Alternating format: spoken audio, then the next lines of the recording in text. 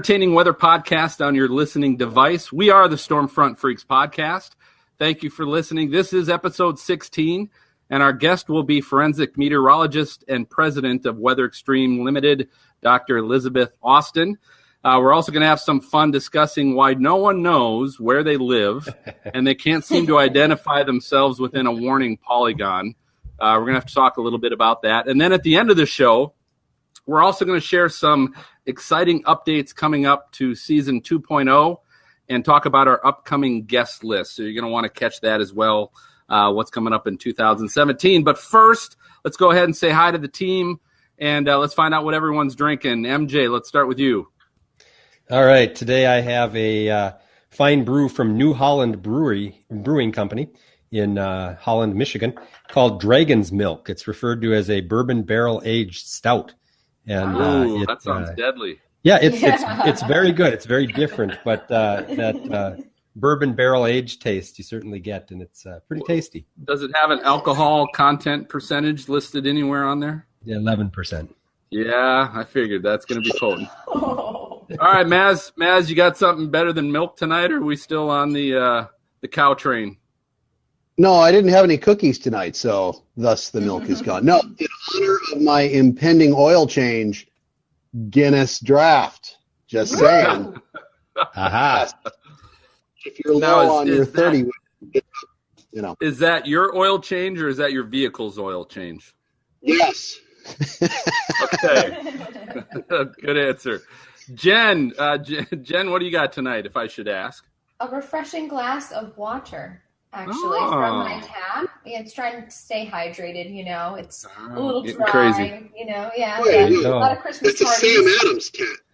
Sam Adams water? Sam Adams glass. It is. It's a Sam Adams glass, so I'm joining in on the fun, but it's water. It's refreshing and delicious. Okay.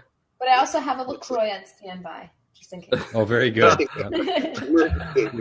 We're still going for that sponsorship. Double fisting it tonight. All right, and we will ask our guest, Dr. Elizabeth Austin. Elizabeth, you got something tonight? Well, I'd like to take what MJ has, but I'm in the office still, so I just have a hot tea. Yum. Very good. So because of your location, you can't have something harder than a hot tea? Is that why?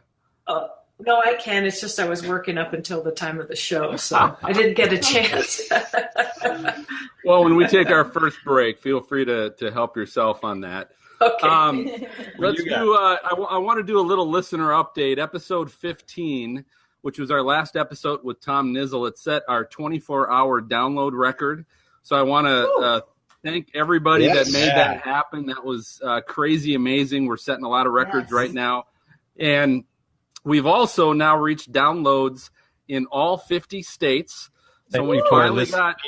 Thank you to our listener in Wyoming. That was the last we finally got someone in Wyoming to cross the border, I guess, maybe to download. And we have downloads now in over 33 countries. So things are moving. We're excited. We figured Maz has to start picking up a new language here soon. Yep. Yeah. How many of you speak English? That's true. You don't. I also want to recommend everybody let them know about Stormfront Freaks Raw. We've basically posted the video version of our show with the breaks and everything you don't hear or see on our edited podcast. And now that does include possible unedited language. So just kind of let you know it's a PG-13 version. But episodes 14, 15, and 16 are available. If you go to our webpage, stormfrontfreaks.com, you'll find the links to the YouTube channel that has all. Well, we just lost Phil, so we'll edit that when he gets back. That's okay. We can fill in for him. I have the script, but in mid-sentence, I wasn't sure I could pick it up from there and run. And I don't know who the winner of the preparedness kit is, and that's what's next on the agenda. So we'll have to wait for him to come back. Just and saying. Maz, your sound is still breaking up a little bit.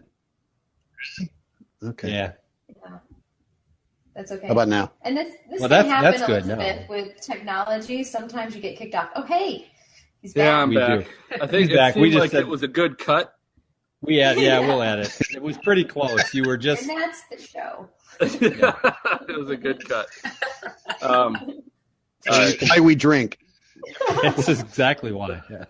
All right, let's keep her going. All right. That's why we're going to test something new at the end of this. We'll go in 3, 2, 1. And the other thing we want to do, it's now time to give away the Red Cross Emergency Preparedness Kit that we have had for the last 3 weeks. We've had it's been a social media giveaway that we've done on Twitter and Facebook. Our episode number 14 was we talked a little bit about some weather products as we were getting ready for the holiday shopping season and everything.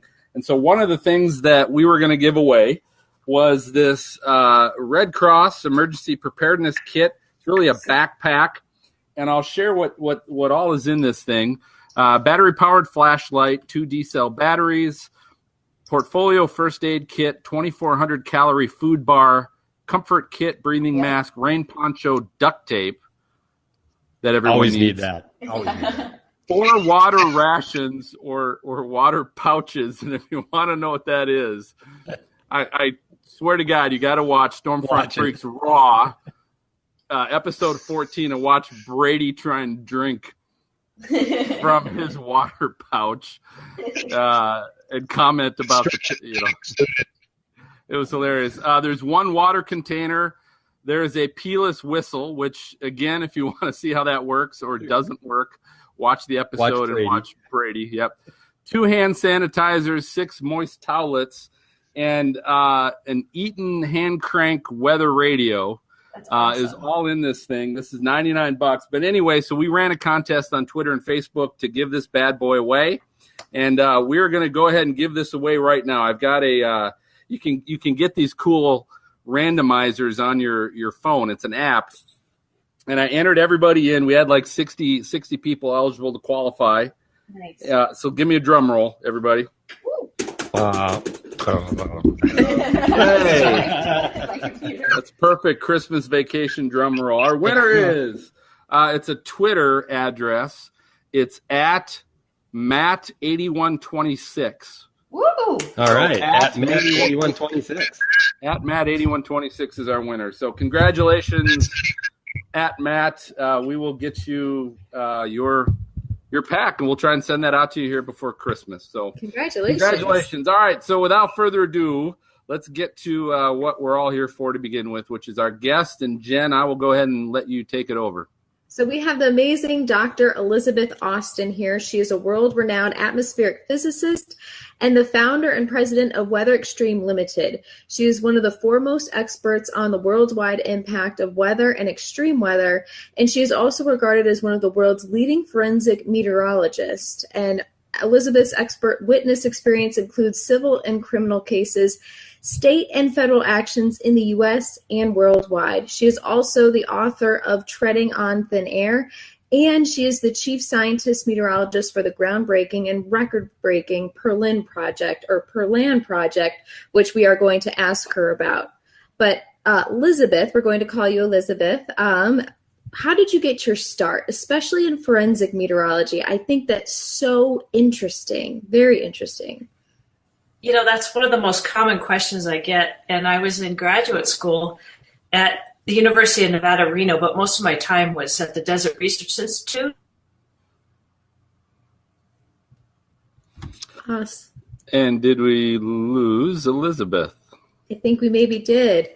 She's froze. Yeah, she's gone. She'll be back. Can you guys hear me okay? We can start. Yeah, we can hear you. Can.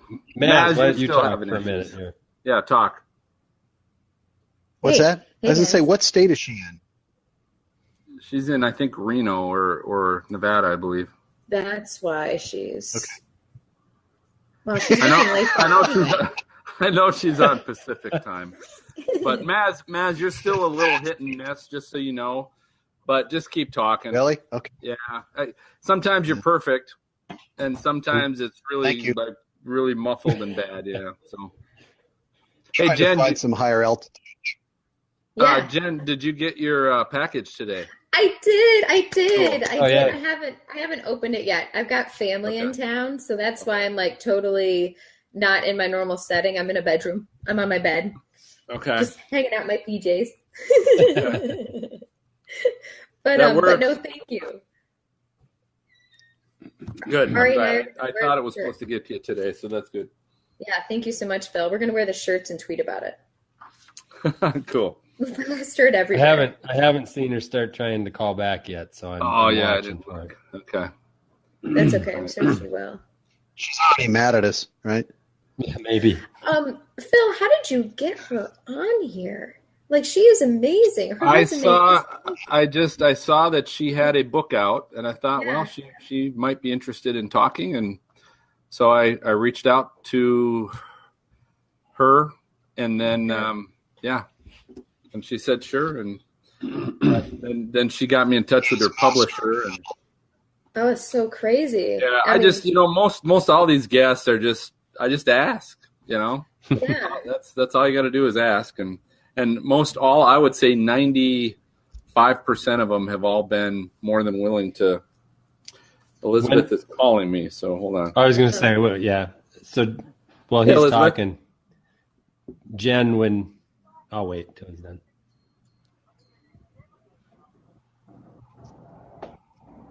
Where's Maz going? It's a great question. On an Trying to get adventure. Oh, did you just try and close out a Google Chrome and start it up again? Who, me? And it still didn't work, huh? Oh. Oh, okay. That's all right. Do you want me to give you Yeah, the phone and- number she can call in? Well, and you froze too, and so we kind of paused for a second and waited because sometimes it's just a momentary thing, but you didn't come back, so that's fine. We edit this little piece out, and we'll get back to probably what we'll do is have Jen just ask the question again, Yeah. and we'll start from there.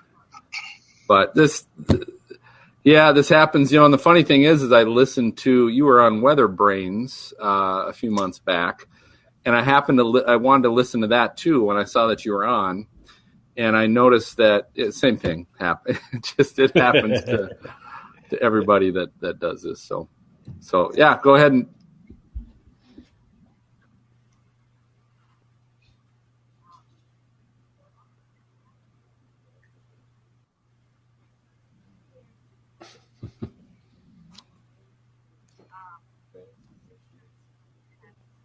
I think Dina could have still stayed up for us with this. I think so too. I don't know what. You're in what's Brady Reno, doing? right? Is that where you're at? Brady's at Star Wars. Oh, okay. Oh, I see. We don't know that for Oh, totally. Nice tree behind you, Maz. Thank you very much. Oh my God, The you're better than strongest signal. me. I don't even have a Christmas tree up yet. I have to say your sound, Jen, is a lot better the closer you are to the microphone. Just so you know. Oh, okay. Are you being dead serious? No, I'm being dead serious. Yeah. I'm being serious. We're Absolutely. fine. You take your time. I mean, we're Love here. it. We're here. You're our Maybe we should guest, so start. we'll wait for you. No problem. Well, that's why I kind of lean into. Not that it makes me sound any better, because it doesn't. But that's why I lean What into happens? this microphone. Well, hey, Yeah. I'll tell you this since I you're on have it set to the speakerphone. right of my We had computer. so I'll we're bring it officially a close. bi-weekly podcast. It's just We a little really more only record echoey every 2 With it weeks, further away from you. That's all. and not weekly. Good call. And we had so it would have been 2 weeks ago. We were scheduled to have Tom Nizzle on the show, and we had technical issues with the whole recording system that we use and the video conferencing system That that was we my use. bad. And apparently the whole system was down statewide, and there was Yeah, just it was. nothing we could do about it. And so we had to totally scrap the show for the first time ever. And we had to go a week later. And fortunately, Tom was willing to do that. So this happens. That's part of trying to do these group conference connections.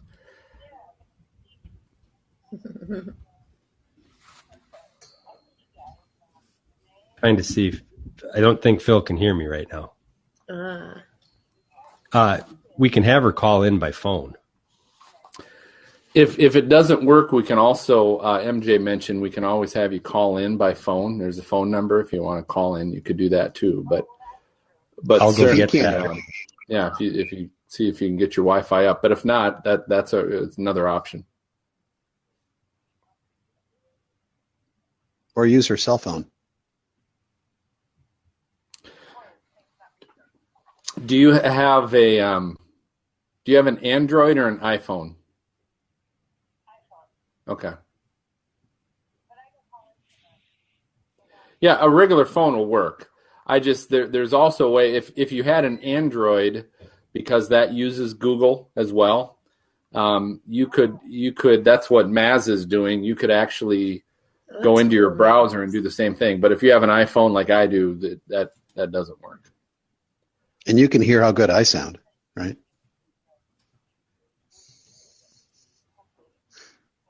Really, nothing. Deadpan. Wow, it's just crickets. You sound great. Maz, you're too cool. I'm glad you don't have to wake up at 1:30 in the morning anymore. And I don't miss those. You saw that little remark? I did. I did that for about 2 years, the morning show, and then there was like a 5-week period where I had to You want to just go ahead and call in? You want to try that? Weather Channel, and it was brutal. I had to be at work at 1 a.m., and so I had to wake up at like midnight, and it was just rough. I once worked at a place that was a 2-person weather team, and one of them went on a 3-week vacation. Make sure it's nothing important. If it's the fire alarm, get out. You can call us later. That's so nuts. I don't know how you pulled that off. Like, I did all the... You just cross off the calendar. Just every day you're like, one more down. So I did, for 2 days, I did like all the weather shows because my chief meteorologist was sick. And I don't even know what the reasoning was. Maybe someone else was on vacation. And like literally those 2 days were so crazy. Like, and I realized drinking water is, I couldn't even drink caffeine because my body was like, what's going on, Jen? Like, we're not sleeping well. We're not doing anything, you know? Yeah, if you want to do that, or you could me. call in from a phone. I mean, if you've got a regular landline, you could do that too. It's, would be the same. It's up to you. Yeah, it's wild. I kind of like not being so you could do that with your phone. That's fine. For that and reason. Then just if you want to plug your headphones in, that'll work. That's the most stylish microphone so you don't I've ever have to seen. keep it to your ear. That would be more comfortable. Let me get the MJ. Do you have the phone number? My husband. I put it in the chat. Okay, got it. And then there's a code, long code you have to enter, but. Okay, it's 855-693-0288. And then the passcode is 352236-549#. Long, sorry. Yes. Try that. Okay. All right, bye. Your Wi-Fi croak? Yeah, it sounds like she lost everything. She said it seemed like it was there, but the seemed like the Wi-Fi was gone. She said they had power. They're getting storms right now. Yeah. But the casino are drawing more power. Could be. So she's Reno, calling in. She said Reno, Tahoe. Okay. Of course, I don't know my geography in that area to know what that means, but we'll be talking about that later on the show. That's right. Well, but it's not my local geography, so that's not my responsibility. It's cold there. It's like 49 with rain. Oh, burr. It's warm. Sorry. Shit, that's warm. That's like tropical. It's 5 below here right now, so. How are you guys dealing with that? Like, how? I'm inside a warm house. Shelter. Oh, Maz, it's too bad. I can't hear you, Maz. No, I know. We're missing out. We're missing you again, buddy. You got to get that fixed. Hey, hi. Hey, Elizabeth. Hi. Geez, I can't believe this. It's terrible. But you know what? We're having a horrific storm today. So Yeah, Hey, at least you're getting rain. That's a good it thing. happens. that is a Hey- good thing. I know. Hey Jen, are you keeping your microphone stationary? Because when you're I'm going to moving try it, I and can move hear it that. around as much as I can. Perfect. That sounds awesome. No, we're going to keep it stationary. Is she talking in the bathroom? I don't know. Are It you sounds talking like in you are. space? You're at the space station. Good luck on re-entry, Good man. luck on re-entry. That's right. Oh, gosh. Okay. Oh shit. Okay. Well, you know what, Maz? You could, if you wanted to, Yes. you could just call in on the phone too. Yeah, you might want to do that. You might want to do that because we just don't hear you real well. What's the phone number again? It's okay. It is 855 693 693 0288 0288 and then passcode 352 236 236 549 pound. 59 pound. I'll try. Okay. All right. All right. And then what? So, should we just have Jen start from her question? Yeah, I think so. Okay, we'll do that. We'll keep the intro and then have Jen start with her. We'll just have her start with her first question. Are you good with that, Jen? I guess so. And then and then Elizabeth, you can just kind of re-explain your. Taking advantage of that honeymoon period. That's I right. am. You better take it now, baby, because I'm telling you, in 2 weeks. It's going to be serious. 2 weeks. Yeah, we're not messing around anymore. That's going to be our first episode for the second season, so we really Right. are not messing around. Yeah, I'm gonna be All right, serious. Maz, you back? Yeah, can you hear me? Yep, Can. Yes, perfect. gotcha. All right. Oh, awesome. Yep, we hear Wait, you. who said I was perfect? I did. No, Jen we did. weren't talking about you. It was Oh, fine. Elizabeth we were Okay. referring to. So, all right. So let's MJ okay. count Yep. Jen in. Count All right, Jen. Jen, in. you're gonna start. Jen's going to start with her question. In 3, 2, 1. So, Elizabeth, what sparked your interest in weather, and how did you get into forensic meteorology? Well, you know, it's so interesting because I was in graduate school, and there was here at the University of Nevada, Reno, and the Desert Research Institute. And at the Institute, there was a brand new graduate student that had come from Asheville, North Carolina. And he had been an intern at the National Climatic Data Center. And that's our official archiver of weather data in the United States. So he shows up, and we're all kind of graduate students sitting around chatting. And he started talking about forensic meteorology. And my jaw dropped, and I said, "What is that?" And then he went into this whole explanation of it and how attorneys call all the time, insurance companies, investigators, all kinds of people for weather data. And he went into the whole thing, and I thought, wow, I want to do that. So that kind of started it. Oh, that's So so you neat. paid like Cool. per forecast, or how does that work in the courtroom? Well, you reconstruct weather for litigation purposes, essentially. And although I do reconstruct weather for all kinds of things that don't relate to litigation, but so you go back and you have the benefit, of course, of having all kinds of data that perhaps weren't available at the time, but you also have the disadvantage of some of the data actually disappear. Although we're archiving more and more data as time goes on, it's much better now than when I first started in this. And you reconstruct the events as to what happened, whether it be, a murder, a plane crash, a boat sinking, building collapse, whatever it may be. And it's like a clean slate. And most of the time you work with other experts to determine what happened. And I would say, the majority of the time, it's a combination of events. It's usually just not one big event that happened. It's kind of a culmination of things that happen, and you kind of piece it together and figure out what went wrong and what caused this accident, incident, death, whatever it may be. So you started WeatherExtreme Limited. So that's one of the things that your company does, correct? Is the forensic meteorology, right? Yes, that's one of the things, right. But so my understanding is you started, based on your book, you started that 1 year after you received your doctoral degree. I'm curious, okay, correct me if I'm wrong. That's how it looks on paper. I actually finished my doctorate a year before that.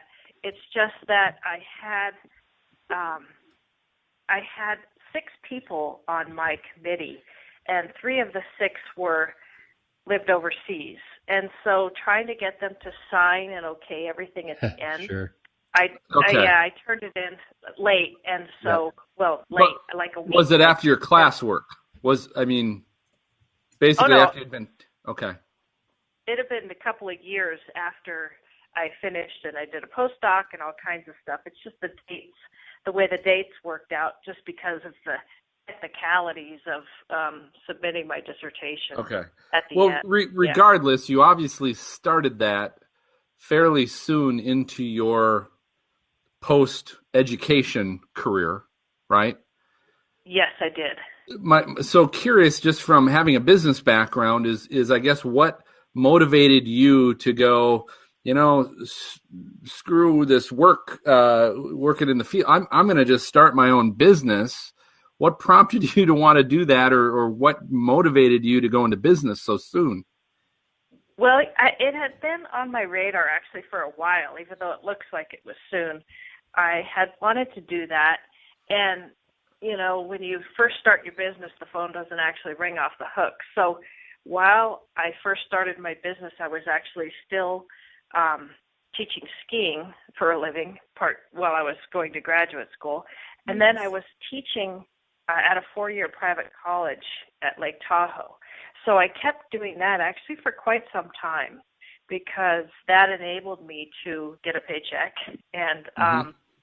And it's a teaching institution, so they didn't have any problem with me doing research and consulting and all of that on the side.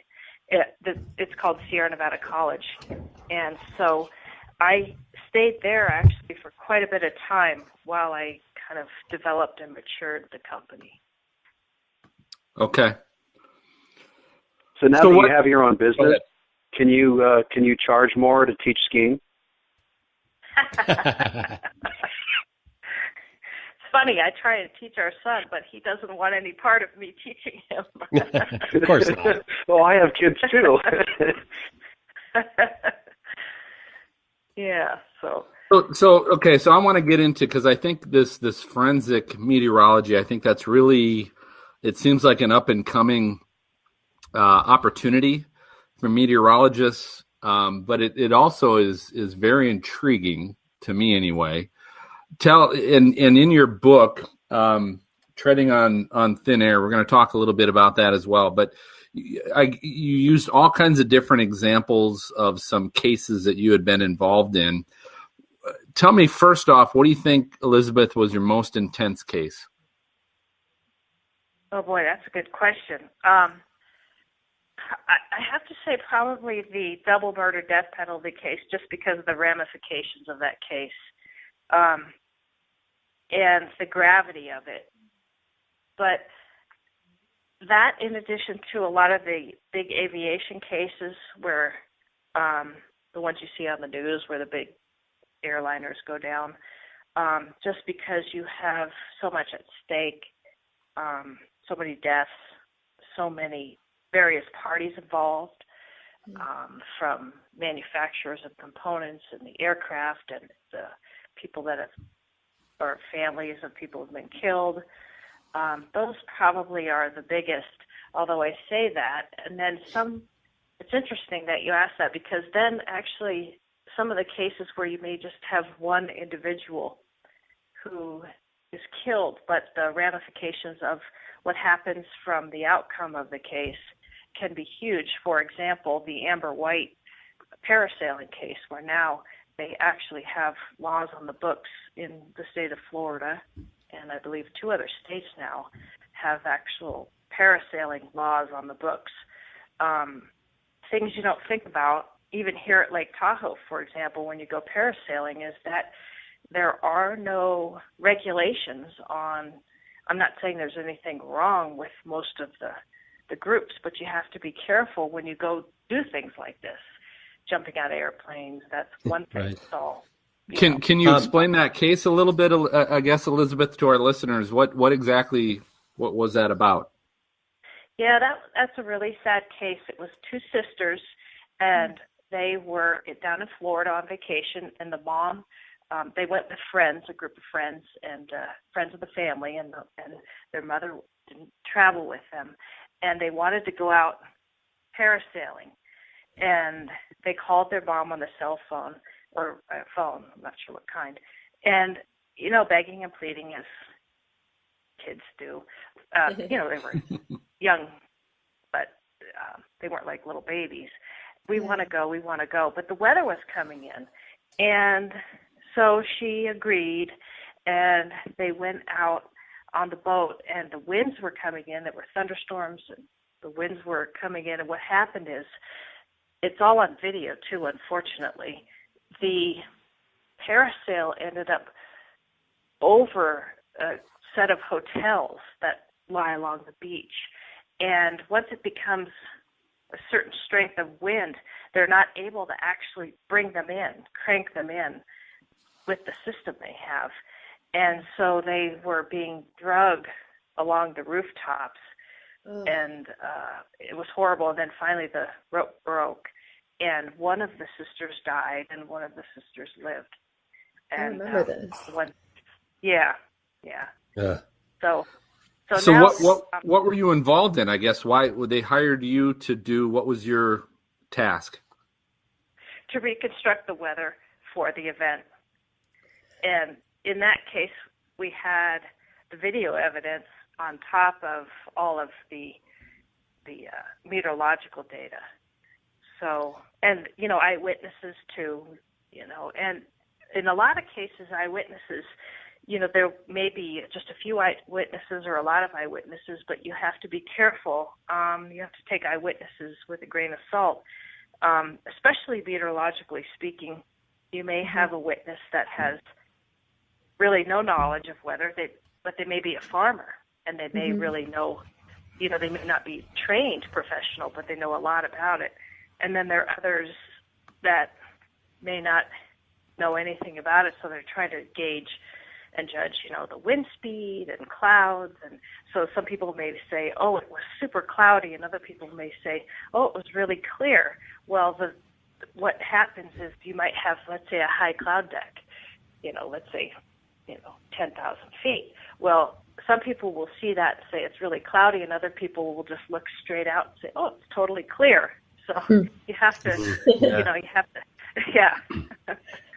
Do you get emotional or stressed out when doing these types of cases, especially when it's about people that were killed in different situations? How do you handle your emotions and the stress of that? That's interesting. It's kind of like you have to put it on check while you're doing the investigative work, and just think about the task at hand. And then I'll get really into the weather about, so I'll kind of put it aside. But I have to say, there are times where sometimes you're allowed to sit in the courtroom as an expert witness prior to testifying, and sometimes the judge doesn't allow it. So you just sit outside and you walk in, do your spiel, and you leave. But the times where you're allowed to come into the courtroom and I'm allowed to watch opening statements, that's when it's difficult. And I have to kind of put my emotions in check, but that's when I find it difficult. Sure. Say, Elizabeth, in reading some of the sections of your book, I was just amazed at how many different instances in which forensic meteorology comes into play. I was just amazed at that. But I know you mentioned the first case you mentioned when Phil asked the question was the double murder death penalty case. That was the one that happened that involved twilight. Is that right?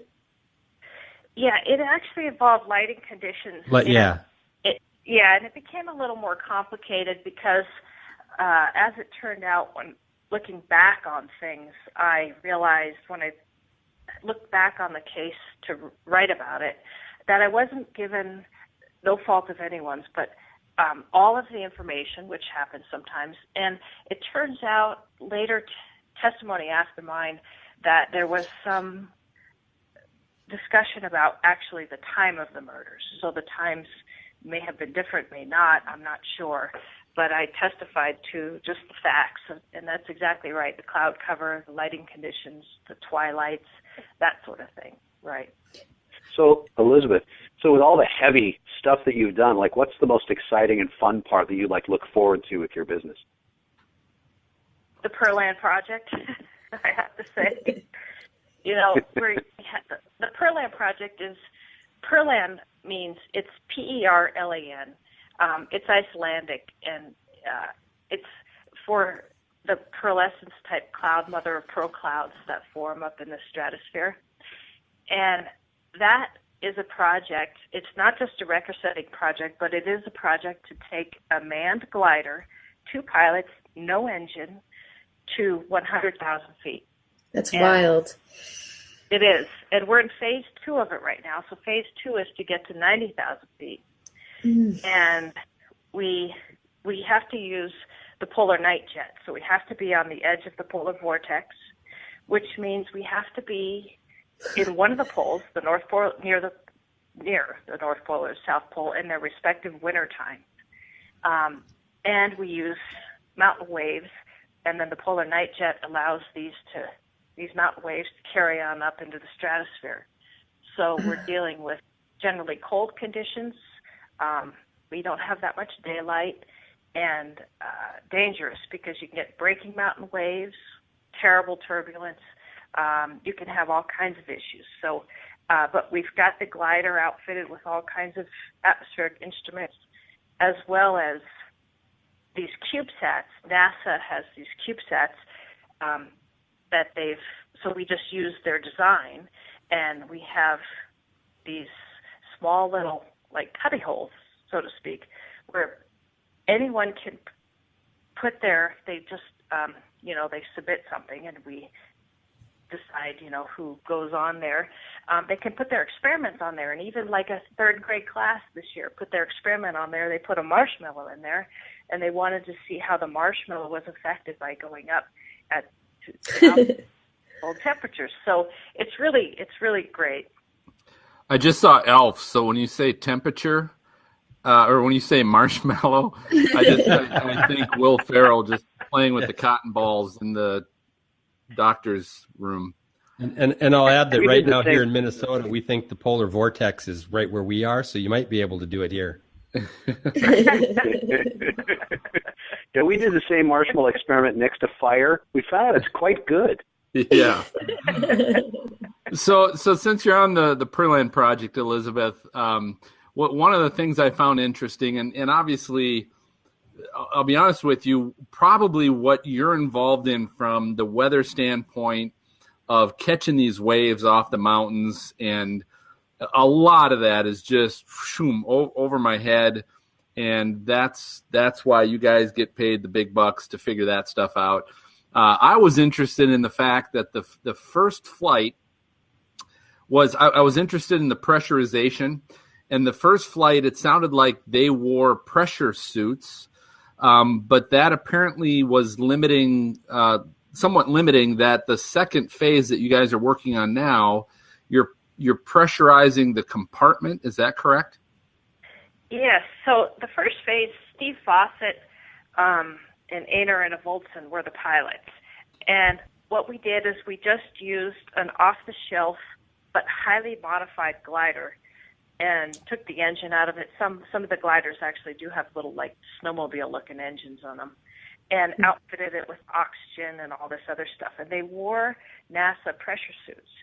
But what happened was these suits, as you get up to altitude, they get very uncomfortable because and so it gets harder to move, difficult, and they can't sweat in these because then that causes condensation and things, and they can't see.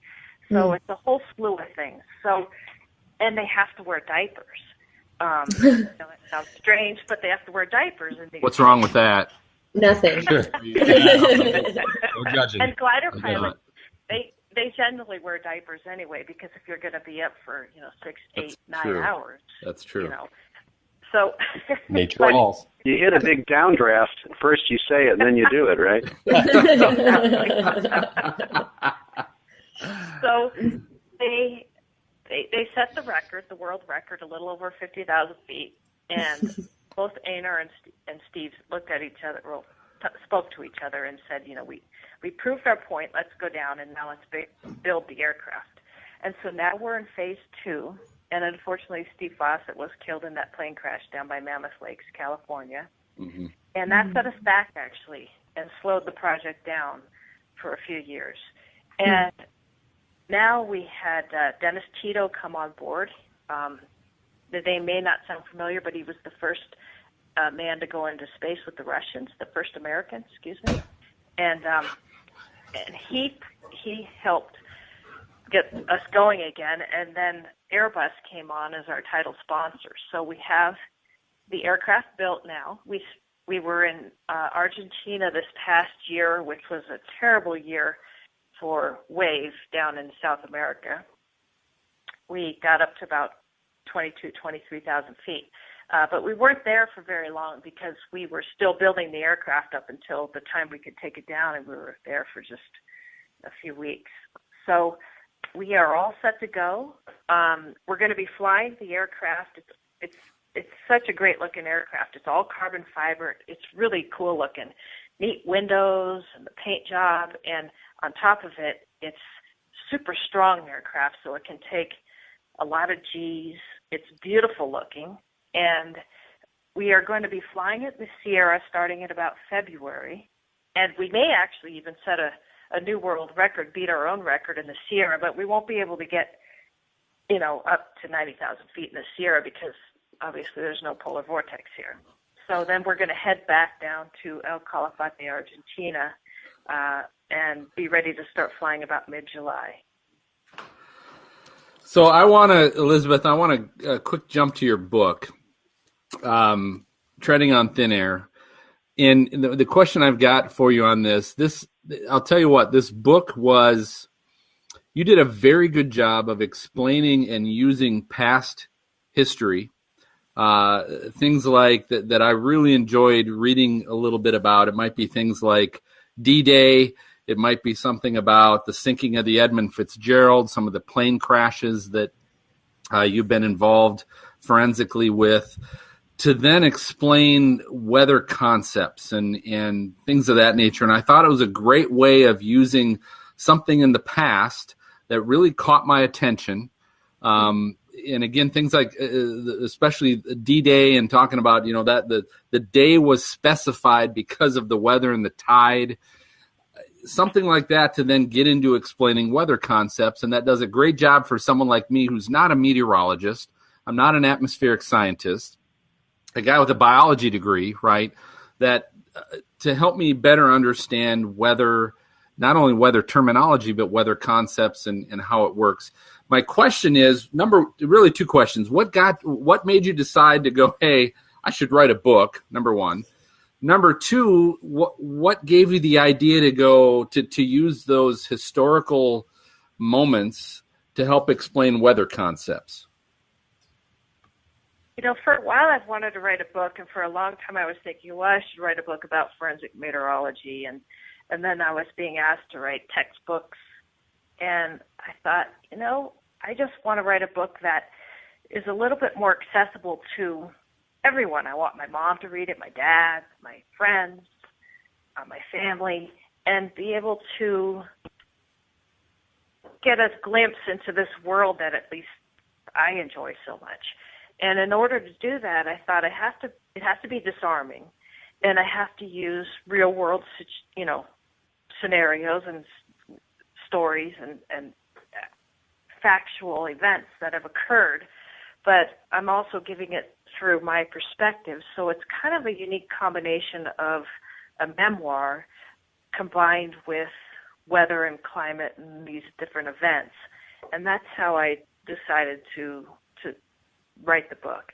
So I thought, well, as long as I'm writing it, I've got to lay it all out there and talk about my life, talk about events and my ideas about things, but also about what has gone on in our history, this amazing history of weather and climate. And so that's kind of where it all stemmed from. You know, it's interesting because, you know, everybody talks about weather, and to say, well, you know, weather impacts everything. You read your book, and it really got my mind going where you know, there's so many areas from a business standpoint that you can make money in, like whether you talk about the Home Depot versus Lowe's, or it's just like, oh, wow, I need to live another lifetime just so I can do more stuff. Right. I know. You know, it does impact everything. And it impacts so much about not just business, which is huge. Well, you know, just on that line, you know, that's why, you know, the National Weather Service and NOAA is in the Department of Commerce, which a lot of people, I just think, don't realize. But that's a natural place for it to be in the United States Department of Commerce. That's a good point. And then, if you think about it, how we feel, you know, every day it impacts so much about how we feel. Is it cloudy? Oh, I don't, you know, you get a little depressed, or is it raining, or is it sunny, or, you know, it just impacts everything that you do. So, yeah, I'm just a fan, obviously. Well, we've got your. So what's your second book going to be? True. That's a great question. What's the I follow-up? don't know, but there will be another one. No, I'll tell you this. Your publisher, Pegasus Books, was kind enough to actually send us a copy so we've got a copy we're going to give away to one of our lucky listeners. We're going to have more details on that here later in the podcast. But let me ask you this before we get to our lightning round. How can our listeners follow you, Elizabeth, and contact you? Well, my main way is weatherextreme.com. They can go online and they can email me from there.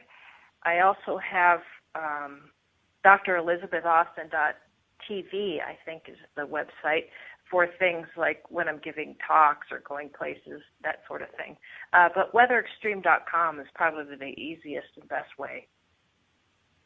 Very good. Awesome. All right. Well, let's go ahead and jump to our lightning round. This is our speed round of fun questions for our guest. And Elizabeth knows nothing. I didn't even give her a heads up on what to expect tonight. Here's the key. You guys may not know this, but Dr. Austin's father is composer Patrick Moody Williams. He is the winner of 2 Grammys, 4 Emmys, and 1 Oscar nomination for his jazz, TV, and film compositions. And get this, he has arranged music for Frank fucking Sinatra. Okay, this blew me away. He's also he's had John Williams, who on the night of Star Wars Rogue One opening up, John Williams, the conductor of Star Wars and many, he actually conducted a piece that Elizabeth's dad had composed.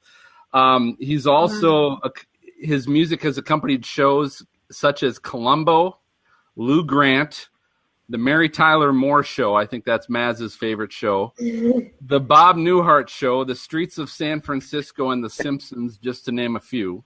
Wow. So here's what we're going to do, Elizabeth. This is all about you tonight, but we figured we'll give you a little connection here as well to your dad.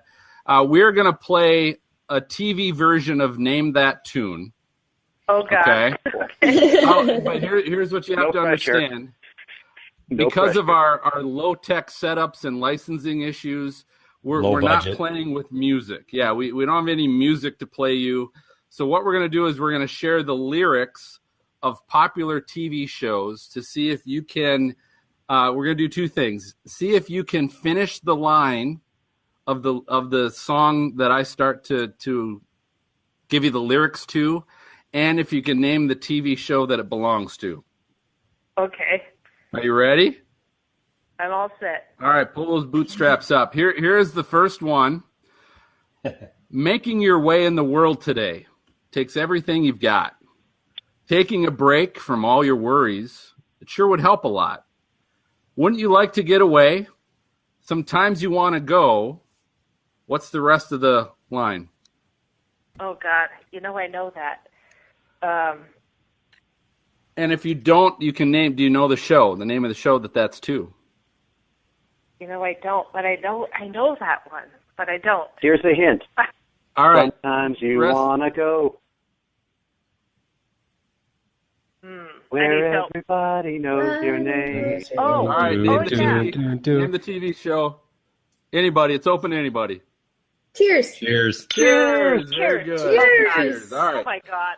No, that's good. All right, So second one. Let's go. Wait. While Elizabeth was studying, we were all watching TV, right? That's how it goes. Yes. That's true. All right, well, here's the next one. Let's see how this one goes. So no one told you life was going to be this way. Your job's a joke. You're broke. Your love life's DOA. It's like you're always stuck in second gear when it hasn't been your day, your week, your month, or even your year. But what's the rest of it? These are hard. They are hard when you're speaking them. I agree. But I know what. What? Okay, so we'll open it up. What's the name? What's the show? Friends. That is Friends. Okay. So when it hasn't been your day, your week, your month, or even your year, but I'll be there for you. All right, so that's Friends. All right. Elizabeth, understand this. I'm trying to span a couple different decades because if I just did all the shows that MJ and myself and Maz knew, we would be kicking all the young folks. Wouldn't listen to us anymore. So I'm trying to be somewhat relevant. Maybe you can hum it. Okay. Can we do multiple choice? It's too late for that. All right, so maybe we can spell it. Here's number three. This one is probably, no pressure, but probably the easiest of all of them. All right. Uh-oh. Oh, no. Love. Exciting and new. Come aboard. We're expecting you. Oh, my God. Is that the Love Boat?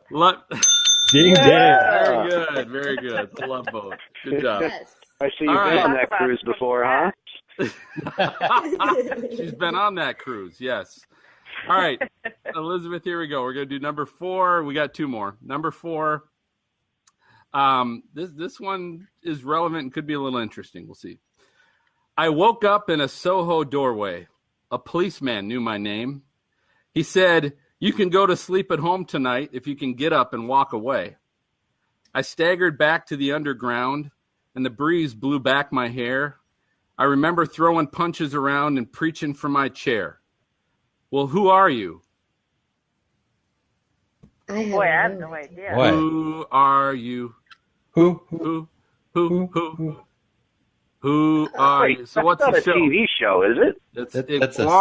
It's a TV show uses that song. Oh, boy, I have no idea. That would be the Who, by the way. But what popular right. What popular TV show uses that theme? Boy, I have no idea. None that I know. And that would be CSI. Yeah. Okay. Oh, really? Yes. You know what? Wow. Really? Yep. Wow. Yeah. Dr. Forensic Who knew? Meteorologist, that would be CSI, right? All right. Wow. Last one, and this one's going to be, this one was, there's no way I would get this either, so there's no pressure for this one. But we had to include something newer. This is a newer television show. Here it goes. And I'll just give you a heads up now. This is by the Bare Naked Ladies. Mm-hmm. Our whole universe was in a hot, dense state. Then nearly 14 billion years ago, expansion started. Wait. The Earth began to cool. The autotrophs began to drool. Neanderthals developed tools. We built a wall. We built the pyramids. Math, science, history, unraveling the mysteries. They all started with the Big Bang. Hey, what TV show is that from? Is that the Big Bang Theory? Yeah! All right. Yeah. Amazing. I got that. I actually have never seen that show. Oh, wow. Shot in the dark. Way to finish. Good job. Awesome. Good job, Penny. That's there you go. Well done. All right. That was outstanding. So good job, Elizabeth. That was good. Hope you had fun with that. We're gonna go ahead and take our first break for Brady's Storm School. And when we get, I haven't even gotten Brady's Storm School, so we might not have it. If I'll tell you what, for our listeners, if as soon as I break, if you get Brady's Storm School, surprise. If you don't, it's because we haven't gotten surprise it yet. Again. But when we come back, we'll have some fun discussing the importance of knowing where you live so you don't die.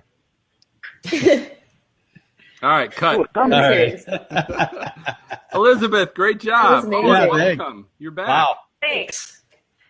Yeah. And I don't know how long the internet has been back on. Let me switch over to my. Okay. I was gonna say you can hang up back. the phone And great now. job on the TV shows. That was fun. Yeah. There we go. That's By always the so way, you have a creative, really cool Phil. office. Yeah, you Well, do. thanks. Yeah, That's they're fantastic. really nice. Is that your home or is that your office? Your office? No, office. Wow. I have a thing. I don't like offices to be officey. It looks homey. Right. Yeah. No, it's Oh, not. it looks great. Yeah, Her thanks. We office have is this. bigger than my Take first a nap apartment. in the corner. Yeah. Well, this is just one room. The main part of the office, there's this see-through, big, long, neat fireplace with the scarlet rocks. And so you can look through to the conference table from my office. It's really nice. Damn, you That's guys must make a awesome. lot of money. I need to go into forensic meteorology. Yeah. Holy Wow, shit. seriously. Hey, let's all go see it. Road trip. Road trip. Yeah. My Something like business that. office has carpet. It's got a window. It's got a desk, chair. I don't It's got have a a window. bookshelf. That's getting about it for My my first business. office had a plunger, That's toilet right. paper. Yeah. Very good. All right. Elizabeth, would you do me a favor? Would you record a little? I don't even know what you call these. Liner. A one-liner where you say, "Hi, I'm Dr. Elizabeth Austin. You're listening to Stormfront Freaks podcast." Would you record that? We can just play that for future podcasts. Would you do that for us? Sure. All right. So, Sure. what do you want to say? So, what's your claim to fame? So you say, "I'm Dr. Elizabeth Austin, author of Treading on Thin Coolest Air." office. Dr. Elizabeth Austin, Cool office person. Perlin. What do you want to use as your claim to fame when you introduce yourself? I'll use the treading on thin air. Okay. So just say, Dr. Elizabeth Austin, author of Treading on Thin Air. You're listening to the Stormfront Freaks podcast. Sound good? Okay. Sounds Mark, good. give her a quick count in. All right, here we go. 3, 2, 1. Hi, I'm Dr. Elizabeth Austin, author of Treading on Thin Air, and you are listening to the Stormfront Freaks podcast. Bam! Beautiful. Sweet. Well done. Wow, one take. One take. One That's take a first. Yeah. All right, good. We got Jen back. We'll go ahead and we'll jump to the next discussion segment. So the discussion segment, here's what I wanted to bring up, because relatively recently there's been a little hubbub on whether Twitter and in that community about people not knowing, being able to pick themselves out in a map. So the problem is when there's warnings being issued and there's polygons coming out from the National Weather Service, people don't know if that's them or not.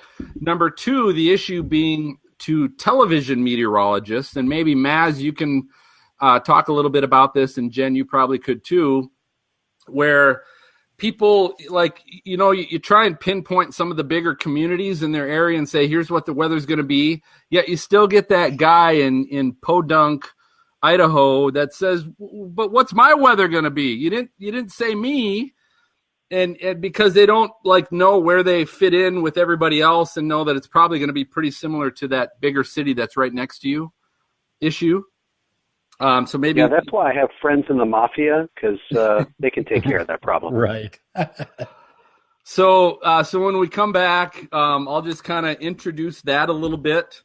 And if you guys want to at least start talking about, because one of the things I'm going to bring up is the National Weather Service in Birmingham. And so this is coming from the National Weather Service.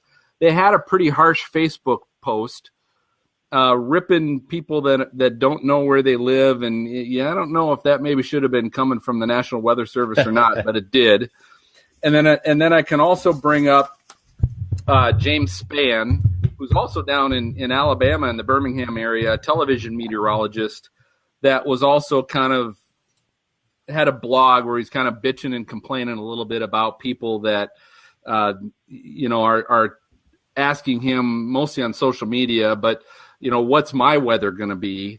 When he realized, hey, he's trying to tell people, I can't cover every single community, people.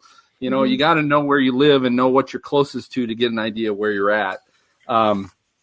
So we can talk about what's the responsibility of the media and the National Weather Service and of the consumer in that scenario. So, Phil, did the Birmingham, the National Weather Service post get any nasty feedback? I couldn't, when I went to that link, I couldn't get to it. I don't know if anybody else had that problem. Oh, really? But I saw the Spann article, but. Yeah, the Spann article was really good. But yeah, I had trouble getting to that too. But I have a lot to say about that I'm sure Maz does too, because being on air anytime there was bad weather. So I'll introduce it and then I'll let you guys talk, because you can probably explain more, and I'll bitch and complain from the consumer end or something a little bit. Or, I don't know. We'll see what angle I can tell you about my experience with my son, who has absolutely no idea where anything is. Oh. Okay. Except that he can use, Google Maps. Listen to Jen. Oh, your poor son doesn't know anything about his personal geography. All right. That's okay though. You guys have questions on that, or are you ready to roll? Ready to roll. Let's roll. All right, MJ. There we go. 3, 2, 1. All right, welcome back. So either you just listened to Brady's Storm School or you didn't. At this point, I really don't know if you did or not. But we have Elizabeth joining us for our discussion segment to kind of help explain the challenges of knowing your state and county geography and how that fits into storm warnings and just the weather in your area. And so what I want to bring up is, just recently there's been a little hubbub about that, and we have two different angles on this. One angle is actually from the National Weather Service, the Birmingham office. They had a Facebook post, and the post says, folks, we can't emphasize enough how important it is to know where you live, and that's all in caps. But everything from the National Weather Service seems to always be in all caps. But until just recently. Right, I know. Until just recently. Yeah. In order to adequately protect yourself and your loved ones, you must, capitals, be able to pick out your location on a map. It's as simple as that. And then they go on to say, we create or issue our forecast and severe weather graphics for your benefit, caps.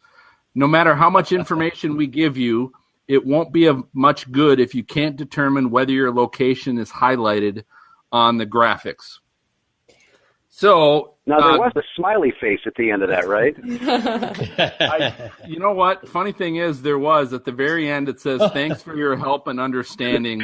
Smiley face. Oh, how about that? That was the HR department. Yeah. Yeah. So first off, I guess that's coming from the National Weather Service, and I think there's some legitimacy to what they're saying. However, what do you guys feel about them saying that? Well, I think I like what they say. It is a little harsh, but you have to take some personal responsibility when it comes to severe weather and storms. Because I used to be an on-camera meteorologist. I would post on social, and people would be like, but what's going to happen here, or at my house? And I'm trying to, it's hard to figure out, do they not know, their location when I post an image? And basically, like, if I make a Facebook post, I, have a paragraph of, when the weather's going to come, where it's going to impact first. I go kind of in depth. I have an image, but people will still ask, but what about where I live in my town? And I don't know if they just quickly see the post and they skim it, but they don't really read it and they just want to know because they're scared, or, they're just lazy and don't read the post. They don't know where they're located on the map. It's a combination of many things. But I think what the National Weather Service is trying to do is make sure that people have to take on some kind of responsibility for their safety in severe weather and in anything in general. And I think it's important but also there may be ways that we can help educate people too about like what county they live in, you know, some kind of education when there isn't severe weather. So when they hear their county is under a tornado warning, they know to take shelter when, you know, in case if they didn't know, they wouldn't know what to do. Well, you let me just quick add this here, and you guys can keep talking. But you bring up, Jen, the second part of this and the whole knowing where you live scenario, which is James Spann, who's a well-known TV meteorologist down in the Birmingham, Alabama area. He had a blog post on Medium.com, kind of talking about a lot of the same things. But as he was talking about storms, he said, "It's always been a mystery. I'll spend considerable time putting together a simple and easy to understand map or graphic that describes the coming weather threats and risk, posted on social media, and right out of the gate, the first comments are like, what about Cullman? What about Jasper? What about Pell City?" And he says it goes on and on. He said a simple 2-minute read of the blog post or a good review of the posted map or graphic is going to answer those questions. But he says year after year, I keep getting those questions. And I think every meteorologist probably across the country in the world is in his same boat, because I experienced it. Maz, I'm sure you experienced it too. And it is one of those things, do they just not want to click a link to a blog post and read through it, or they just want to know the answer now where they live? How is it going to impact me over my house, you know, at what exact time? And it's funny, like, with that being said, I would always get questions about like exactly when is going to impact me here. Like they want a specific exact time, which, you know, weather isn't an exact science, obviously. So, you know, it's always so hard. So I think it's multiple things going on there where some people don't know their geography, where they live. Others, you know, just maybe are lazy and just, you know, want to know for them and they just don't want to click, or they're nervous and they're scared and it drives them not to like read thoroughly through everything and just ask, but where, what about me, you know? So here's a question, and maybe Maz, and you can talk about what Jen said, but then also this, I wonder, and I'm not making any comments by this, but is it a generational thing? And maybe Maz, you know that, because I'll take my son, for example, who's 14. And I got him a free Minnesota State map for his birthday and said, here, study this, because we can be driving from our home to our. They still sell those? They don't sell them. They give them away at the state fair and stuff. But free means. Exactly. But he, you know, they can't give them away. I mean, they make lots of them. I don't think they can give them all away. Anyway, we'll be driving from our house to our lake place, which is about 90 miles away. And we go through the same places all the time. And I'll ask him, where are we? And he has no idea, absolutely no idea. And, you know, he'll say somewhere that's completely different, you know, that we maybe go through, but that he doesn't. And I'm thinking, wow, have we lost, you know, has our youth lost that ability to really know where they are in relation to other things? You know, and so I'm kind of curious about that. But then I think back to the early 90s when I worked for a radio station in Huron, South Dakota. And I went through a couple of severe weather events in the summertime. And we always, at that time, I still had people call me when I'd be talking about, you know, severe storms for certain counties. And they call me and say, am I in that? Do I, you know, so maybe it isn't. But I don't know, Maz or anybody, do you think, is it generational or not? Has this been going on forever? Well, to answer the first question way back there, congratulations and kudos to the guy from the Weather Service. And oh, by the way, you're fired because you probably should not say those things, you know.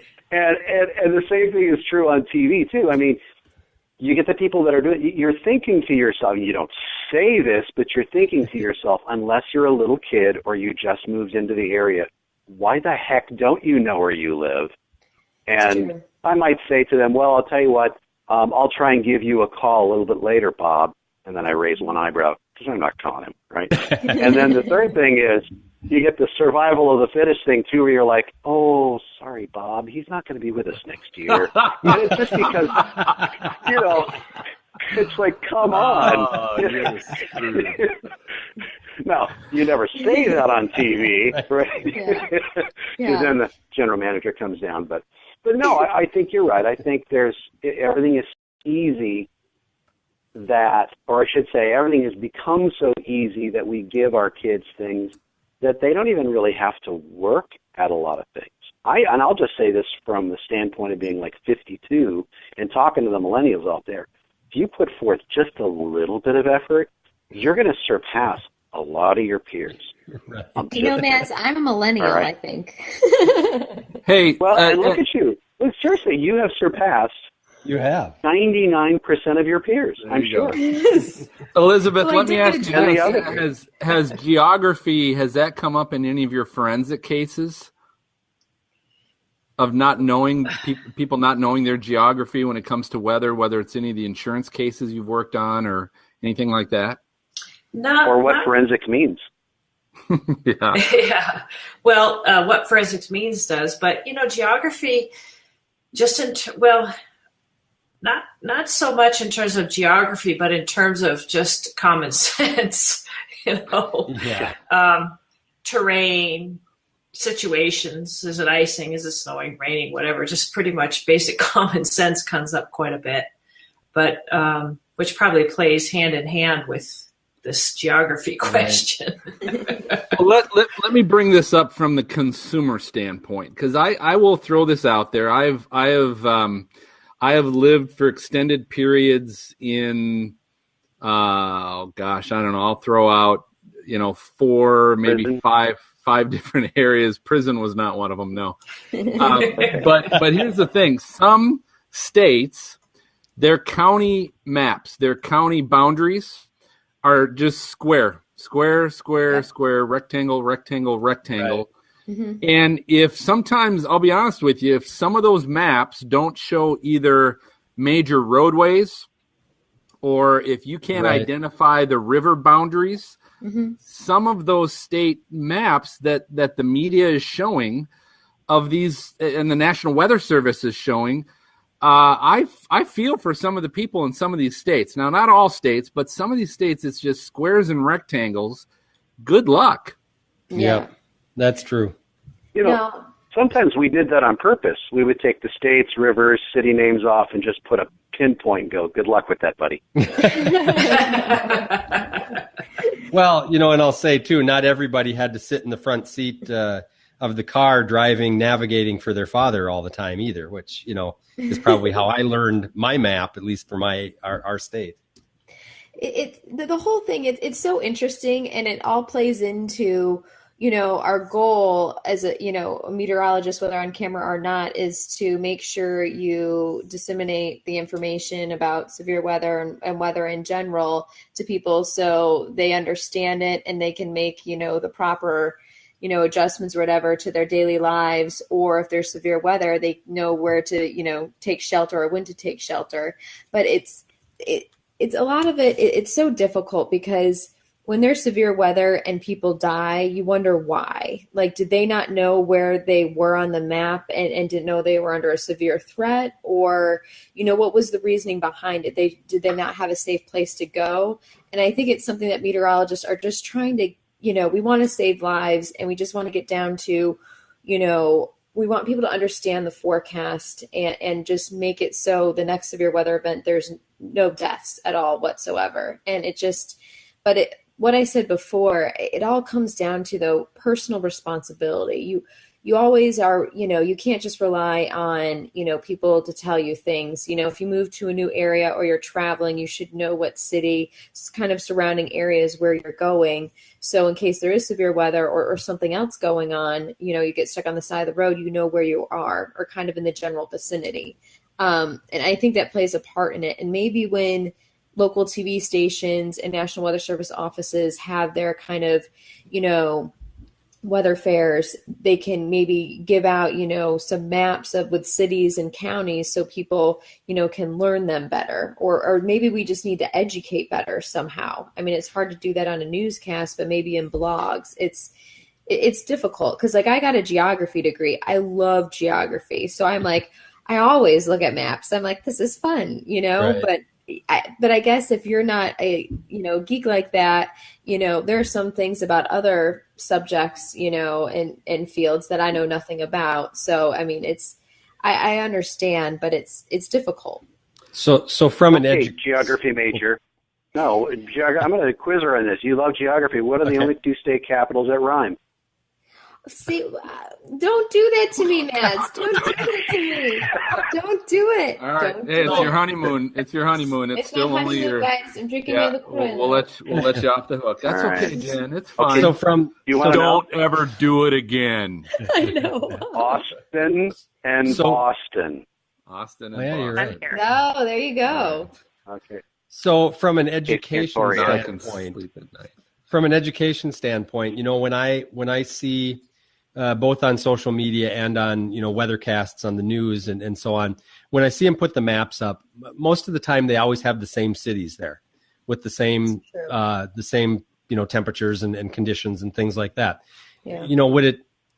Has it ever been considered, those of you who've done that, in mixing that up a little bit, or is that just because it's a pain to do, or is it because I don't know, is that an educational thing that could be done? Mix it up a little bit so people see different cities that are close to them on the maps. In my last job, we actually did that. We kind of got we zoomed into different areas of our DMA, our region that we covered, and we did switch the cities because people are always like, you never mention my town. And I understand that. I love hearing my town. Even now, like when someone mentions my town, on TV, I'm like, that's my town. Yeah, right. I don't know why. It's exciting. But no, we do that. But I totally understand, though, especially nationally, I think it's hard because we want to make sure people identify with the largest cities. I think that's what most people identify with. But then, of course, it's harder to understand exactly where you are between those large cities. Right. I get the spatial resolution there. So it's hard. I don't know if you just, instead of just one tweet, you put out multiple tweets of different regions so they're more like zoomed in and they have a better understanding of the smaller towns. I mean, and that maybe is something we should be doing, especially on social and on air too. But then again, I know we'll always still have those people that'll be like, but what about me? Yeah. So it's Well, tell us what you guys think. You can comment by email at questions@stormfrontfreaks.com, or you can comment on our Facebook page, facebook.com/stormfrontfreaks, or our Twitter account @stormfrontfreak. We'll share your responses on our next show. So we're going to go ahead and take another break. Do you have something? Yeah, I was going to say, couldn't we get the name to be the same on all of them? Because every time there's not an S or there is an S. I mean, I'm here and I still get messed up by that. So. Some emails already taken. Twitter only allows you to put so many letters, and so unfortunately, I couldn't fit that S on Stormfront Freak. So Twitter's the only one that just doesn't have the S on it. Note to Twitter, you're fired. Okay. All right. So anyway, we're going to take a break, and we're going to let you know on the break how you can win Dr. Elizabeth Austin's book, Treading on Thin Air. We're going to send this to a lucky listener. And when we come back, we'll throw our weather fools under the bus and share some weather resources. Okay. Sweet. Did we get Elizabeth back? I think she's on the phone. Oh, wait, no, she was, and then she dropped just now. So maybe she thought we were done. Oh. She's just afraid to come back with us. Oh. I hope we didn't scare her away. Okay. She's losing clients as we darn speak, just because of us. No, we're losing listeners as we speak. What Yeah, are you no talking kidding. about? All right. Shoot. Okay. Well, that's too bad. I'll follow up with her. All right, let's do this. Anybody with comments on anything? No, I think it's good. I love our last topic because it's just, there's so much you can talk about with it, and it's just. Oh, she's coming back. I think. Dr. Yeah. Austin is I back. thought I was Yay! Yay! I thought I was online, but at least I'm on the phone. Well, good. Do you know the theme song from Welcome Back, Cotter? I remember that, actually. Welcome back. Good job. So I hope Elizabeth, you're okay with me using television, TV show songs. Oh, that was great, actually. As a link to your dad, and I just thought that was a little intriguing connection you have with your father there. So. Yeah, that was really great. Yeah. So is your father still writing anything, or is he retired, done? Oh, yeah. Oh, no. Really? Actually, yeah, he just did this there's this Italian singer. I hadn't heard of her, called Laura Pausini, but he just finished a Christmas album with her. And wow. Wow. Yeah. And he's doing he does all kinds of stuff constantly. So. Oh my! Yeah. Wow. So do you have do you have any music background yourself? I mean, growing up around that? Oh yeah, yeah. We all learned to play piano when we were little, so we could learn, bass clef and treble clef and read music. Yep. And then I picked the flute, but we all picked instruments, and I ended up, in graduate school stopping just because I was so busy, which was a shame. But sure. So you did it all through college, though, huh? Yes. Uh-huh. Wow. Oh wow! Wow. That's awesome. Very nice. It's amazing. Well, that is awesome. Played flute through college? Yeah. That is so cool. Yeah, it is. So Elizabeth, thank you so much for joining us this evening and being patient with our technical issues and all that fun stuff. But thank you for my technical issues. It's crazy. We have this, actually, it's supposed to be this fantastic internet company that provides to all the businesses and casinos and this and that, and this is the first time I've ever had this happen. Well, I'm sure it had everything to do with us and not you, so I wouldn't be too concerned about it. No, I don't think so. Well, we really had a lot of fun having you on. You really bring some very interesting things that we wanted to have for our listeners. A very intriguing aspect to the meteorological field that was fun to listen to your story. So thanks for sharing. It's very cool. Thanks so much for having me on. How do we get signed Rogue One posters? Just saying, I got kids, So I will, Elizabeth, I'll follow up with you here tomorrow or over the weekend just to follow up with a couple things, and then I'll make sure you get copies to the finished edited product and all that fun stuff. Great. We'll post them everywhere. That's great. Thank you so much. Cool. Good. It was fun having you, Elizabeth. Great. Thanks for joining us. Have a great night. You too. All right. Bye-bye. Bye. Bye-bye. Bye-bye. Maz, you sounded like David Spade on Saturday Night Live, the airline steward. Bye-bye. Bye. Bye. Bye. Bye-bye. It's my phone. Hi. Bye-bye. Have a good bye-bye. All right. So I'm filling in for Brady for Weather Fools. Jen, by the way, great intro. Thank you. Oh, you're welcome. Yeah. For production. Did a good job. She's awesome. I still can't believe we got her. Like I'm like, seriously. She can't believe it either. That's right. That's what she's thinking. I warn everybody. I swear to God, I warn them. I send out. I think most of you guys have seen. I've got that the media guide or guest information guide. Yeah. That I send out, to all our guests, which shows all the team and their bios and talks about the show and what to expect. And then it's got quotes from past guests and listeners, what they like about the show and all that stuff. So we always come across as this professional, well-run, operation. And then they actually come on the show and shit hits the fan and we never hear from them again.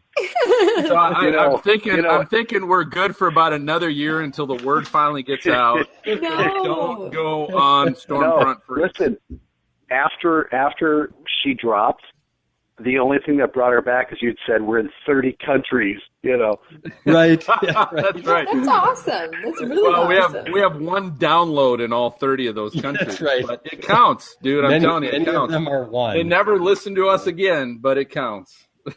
We didn't bounce our Aleutian cell signal Islands, through all those countries, did we? What was that? I said we didn't bounce our cell signal through all those countries, and it's really just one guy. Yeah, it could be. That's all right. If it makes our numbers look good, we'll take it. That's right. Oh, yeah. All right, so I'm covering for Brady Weather Fools. Who has a Weather Fool? I got one. Guys, I never have one. I don't know where you find them. Oh, says the gal who runs social media for the Weather Channel. I know it. What? Where do you find them? I find fools, not necessarily weather fools. Actually, there was one I'm going to have to save it for next time, which is kind of wild and crazy. And we were talking about it last episode too. And it's like, it shows someone not scraping the ice or snow off the top of their car, and it's slamming into the car behind it and like breaking their windshield. Oh, man. Oh, yeah, that'd be good. Oh, wow. Phil's coming back. We lost him. But... Yeah. So bring that one up for next time. That'll work. Yeah, I'll do that. I'm excited that we have storm wranglers next time. I'm pumped. Yes. No, Storm Wranglers is awesome. No, he's got a very interesting background. So do you have a weather fool, Maz? I do not. All right, so it's MJ and me. I kicked myself out there, by the way. That was my own fault. That was user error. Self-inflicted. All right, weather resources. Maz, you're running that. Okay, who's got one? I got one. Have we done the drought monitor? I've got one. Just the basic drought monitor? Let's do that. Sounds exciting. Phil, but no. Did you say, Phil, you do have one or do not? Yes, I do have one. Sorry, actually, Jen. The drought monitor is exciting only because the drought is improving. Drought monitor. Okay. No, that's good. That's a good thing. No, but does that mean, Jen, you do not have one? Not do that. No, I do have one. No, I'm going to do the drought monitor. No, you don't understand. Us meteorologists, like at the Weather Channel, there's several because we got to make graphics for it. So we're like, when does it come out? When does it come out? Every single week. When does it come out? And it's good. I'm glad some segment gets excited about that. That's always a good thing. And I do believe it is we meteorologists. We. Oh, yeah, you're right. So Phil, are you going to share a screen for your weather fool or not? I'm going to try. Last episode, I thought I was sharing the screen, and I wasn't. I didn't realize that. Okay, because I'll share mine. Yeah, I was just kidding. Pretty visual. But yeah, I will. I will share a screen. So Maz, you got. So who's got weather fools? Phil, Mark, MJ, Phil, and Jen. You do, right? Yes. Well, I don't have the link. Resource. So I'm sorry, WX resource. Yeah, I messed that up. Yeah? Resource. Maz is the WX resource guy. Yeah. And then we'll do listener comments. MJ's got a couple listener comments, and then I'll close up. Sweet. And we'll get out of here. All right. Oh, and then if Maz, well, I don't know if maybe you won't be able to because you don't have your computer to do the Google Hangout thing. We'll see. I know Jen, you got to go, but won't. It's back to me and you. Jen's got to go to sleep. Yep, she got to sleep at the beauty rest. Yeah. She is asleep, isn't she? She probably is. Oh, God. We'll put her to sleep. All right, let's get this ball rolling. Let's do it. All that water she's drinking. Oh my God, I know. I started drinking the LaCroix, Maz. You can't see it. You're not wearing a diaper, are you? Do a. I am wearing a diaper. You gotta get the diaper on. No, it's not a bad for everyone. Not that there's anything wrong with that. A couple hours. Yeah, we're sitting here for a couple hours. That might not be a bad idea to invest in a diaper. Smart. Stormfront free All diaper. right. Here. We could put a logo on it. That would be. Actually, but for storm chasing, like you really monitor how much you drink, and so like. In case you want to listen to this 2-hour podcast all at once. Oh shit! But seriously, but anyway, yeah. Oh, you folks watching the raw video, you get this. Oh no! All I'm gonna see is a diaper with the logo on it. That's awesome. Yes. Will it be the black tornado or the white tornado? Oh, don't go there. Don't go there. Inside joke. Sorry. Okay. Sorry. All Yes. right, go ahead. I'm ready. Okay, you sure? All right, here we go. I'm not. Okay, here we go. 3, 2, 1. All right, welcome back. I'm going to go ahead and lead us through our weather fools. MJ, why don't you start us off? What do you got? Oh, okay. I'm going to try to share the screen. Nope, I'm ready. I should introduce that. I'm not used to doing that. Brady usually does that, and I think he's skipping for the Star Wars movie tonight. I don't know. But so our weather fools, this is an opportunity for us to share and throw somebody or a group of people under the bus that in a weather situation are just making dumb, bad decisions or just doing some really stupid crap when it comes to weather. So, MJ, what do you got? Oh, I see it. Oh, Okay, good. So you see it on there. Yeah, this was fairly recently in November, and this was in the UK, and it was a breakfast weatherman makes a gaffe as he forecasts a snowstorm heading to Cornwall. And for those of you who are watching the video, you can see that he's pointing at a area of cloudiness or fog that has a certain phallic shape to it. That's and, fog. That white. Well, I'm sorry. It's a snowstorm. Sorry, it's a snowstorm making its way across southern Great Britain. So that's a big snowstorm right there. It is. It is. And wow. he caught some flack on social media, as you can imagine, for that particular. Because he was pointing it out, or did he mention that it looked phallic? I don't believe. See, there's not video for it. It's just a picture. I don't believe he even said anything about it. So either he didn't realize it, or he purposefully didn't say anything about it. But you can certainly see it. It's funny.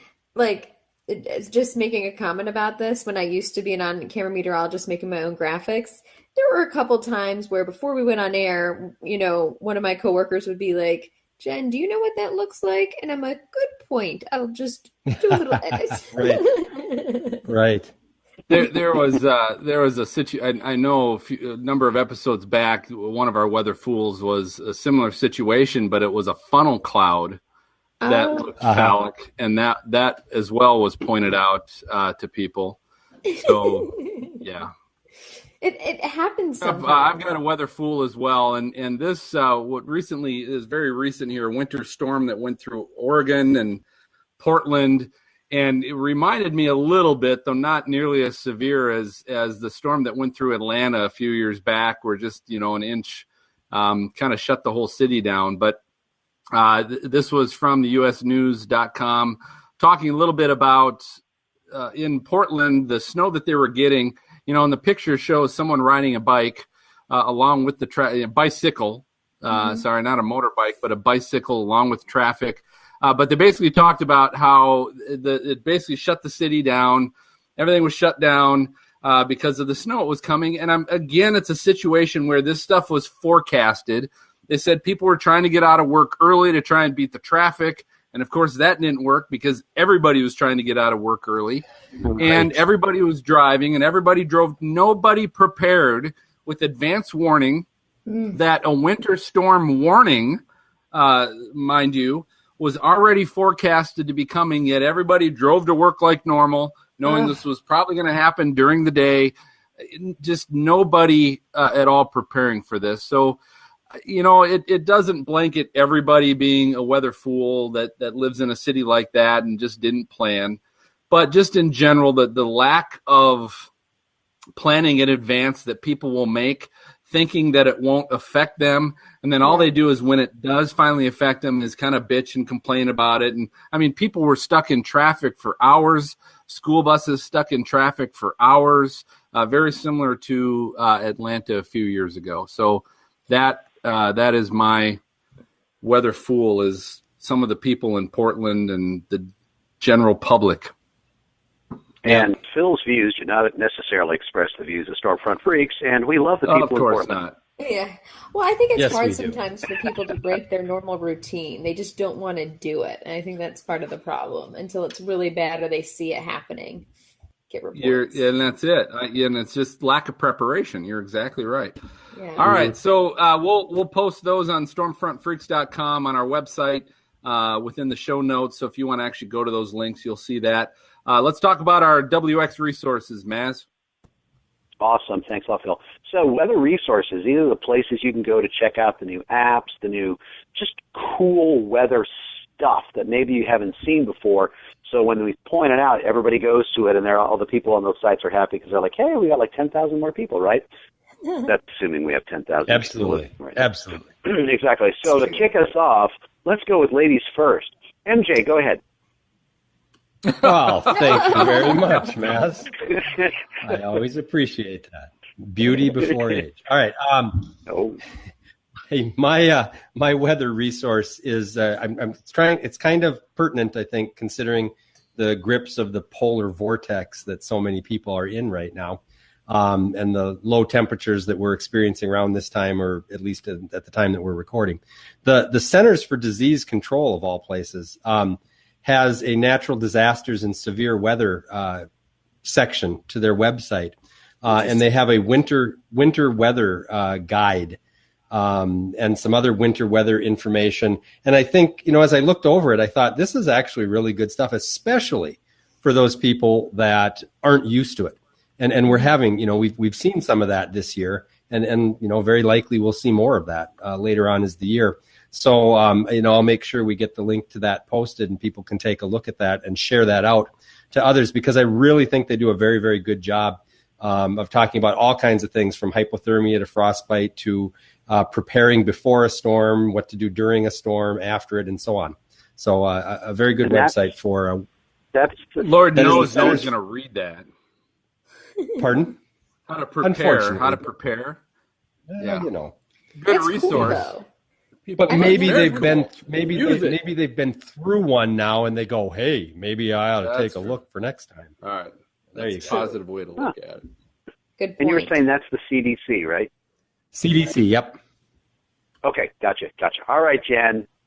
All right, guys, What this is really exciting. Every Thursday morning, I chomp at the bit because I cannot wait for this to come out. And it is the weekly U.S. Drought Monitor. Probably one of the most exciting things that can happen to a meteorologist every week. And it comes out every Thursday morning, and it basically has a really deep analysis of the different drought sections and or areas and what's going on there, and compares it to the week before. There's lots of different things you can do there. And, the Southeast has been in a pretty bad drought. We call it the Desert Southeast on the Weather Channel. And we're finally seeing some improvement, but this is a really good tool we use to understand the scope of the drought, how it gradually got worse over the past several months, and hopefully it's now continuing to improve. But it's a really good resource, and I love it. So are you, every Thursday morning when you're chomping at the bit, are you wearing your Stormfront Freaks diaper then to work every Thursday morning? And my shirt, man. I'm in like a whole bodysuit of Stormfront Freaks, and I'm just like, guys, I don't know what to do. I'm about to lose it. And then it comes out, and I'm, I don't know how to handle myself, I'm just... Drought watching paint dry, Unfortunately, we are. Yeah. I like to be a little bit more positive, Jan, and watch the monsoon report, just saying. But anyway. All right, so who we got left? Oh, hey, Phil, you're last but not least, right? Yeah, all right. So my WX resource actually ties in a little bit to my weather fools. So here's people in Portland. Everybody's getting out of work because it's a winter storm warning, which they knew about in advance, and yet everybody's getting stuck on the same flipping road. My WX resource is an app called Waze, Waze. I've been on this sucker for a few years now. I think it was recently purchased by Google, but it's basically a free GPS app. And what's great about it is every user can input information about traffic, and is traffic really bad right now? So it will give you real-time information, not only of where the police are, which is really one of the things I like most about it, but those of you that are in a city where there's been a pre-forecasted storm and you're still all trying to leave work at the same time in your vehicles because you didn't prepare, get out your Waze app on your Android or iPhone, and it will tell you, don't go this way because traffic is really bad, and route you around a different direction. It's actually really fun on road trips, too, when you're not driving. So when she's not texting. I know when I'm not texting. No, it's fun because you can name your car and stuff like that. You can do fun things with it, and then you pass people and you're like, hey, that's I don't know, so and so. That's Bud. That's Bill. And you can also not get stuck in traffic for multiple hours because you took the same route you take every day after work, but there's a snowstorm and there's an avalanche and that road is blocked. Go a different route. Avalanche. I know. No, it really happened in Portland. That's why one of the major highways was blocked off. Yet people still kept just taking that route and backing up further and further. All right. So we'll we post love you all for those it. on our show notes, stormfrontfreaks.com. And I said it wasn't everybody, right? You know who you are, listeners. You know who you are. If it wasn't you, don't worry about it, right? Love All you, right, Phil. so we'll post all that stuff, show notes, stormfrontfreaks.com. MJ, we have any listener comments or responses? We've got a couple at DDWX. Mentioned on Twitter, shared out to a number of their followers that they can now follow Stormfront Freaks. So it was a nice plug from Daniel. And then I think Phil was having a conversation with Ryan Davidson about our guest Tom Nizzle, kind of wanting to warn him, having Ryan warn him about our show since Ryan had been a guest before. And Ryan made a nice comment about Stormfront Freaks being a circus train wreck and so much fun. So we're happy for Ryan to give us a little shout. You missed part of that because he said WTV, so Weather Underground that he produces. It is a train wreck, yeah. Is a train wreck, and then he said, but Stormfront Freaks is a circus train wreck. And right. then, of course, he added the smiley face at the end, so everything's okay. He did. Winky smiley face. No big deal. And I'll say this on the previous tweet. On the previous tweet you mentioned, where someone said you can now follow Stormfront Freaks or something. Yeah. Yep. That came because there was I think it was a TV meteorologist that mentioned Stormfront not being a real name of a weather phenomenon. He said there's cold front and there's storm system. Oh, sure. And so that probably didn't show up there, but and so that person said, well, you can follow Stormfront Freaks podcast. And then there was a comment from us saying something like, cold front freaks or storm system freaks just didn't have the same ring to it. Right. So we had already printed all our diapers, so it didn't matter. Right. So either you have to take over doing the listener comment segment, or I have to watch our social media better. Well, probably I need to give you better information, and you can watch more too. But all right, so that does it for this episode of Stormfront Freaks podcast. Thank you for listening. I'll tell you, if you like the show, tell your friends and take 2 minutes to leave us a review on iTunes. And if you didn't like the show, tell us. We love hearing from you, and all our numbers keep going up like crazy every episode. So we want to hear from all of you. Let us know. Special thanks to our guest, Dr. Elizabeth Austin. And our next episode in 2 weeks, which will start off season 2.0 with a bang, we have Kelly Williamson, storm chaser and star of the Weather Channel's Storm Wranglers, is actually going to be our guest in 2 weeks. Awesome. And listen to this, our 2017 lineup. I'm going to give you guys a sneak peek. It's already scheduled to include former Weather Channel meteorologist Kim Cunningham, social scientist Dr. Laura Myers, and then check out our chase season guests that we have coming up for the chase season. We've got Chris Sanner of Tornado Titans, Corey Hartman of Severe Studios, Gabe Garfield of Behind the Storms, and Reed Timmer of AccuWeather. All going to be coming on here coming up in 2017. So, guys, we're trying to make it even better and better. We know it always has to do with the guests. Lord knows that. So we keep trying to get the best guests in here for you guys. And we want to answer your questions or discuss your comments on future shows. So send us your thoughts to questions@stormfrontfreaks.com or send a message on Twitter or Facebook. Tell us who you'd like us to have on the show or any fun topics you'd like us to discuss. Give us a heads up, and MJ will share that on future shows as well. So for MJ, Maz, and Jen. Yeah, Bill Murray. From Groundhog Day or Bill Murray? Yeah. Yes. No, but we'll have to record it in the summer. Just saying. Okay, so. Fair enough. So for MJ, Maz, and Jen, I'm going to go ahead and signal the all clear, and we'll catch you next time. Bye-bye. Bye, guys. All right. Cool. Woo! Good job, guys. Thanks.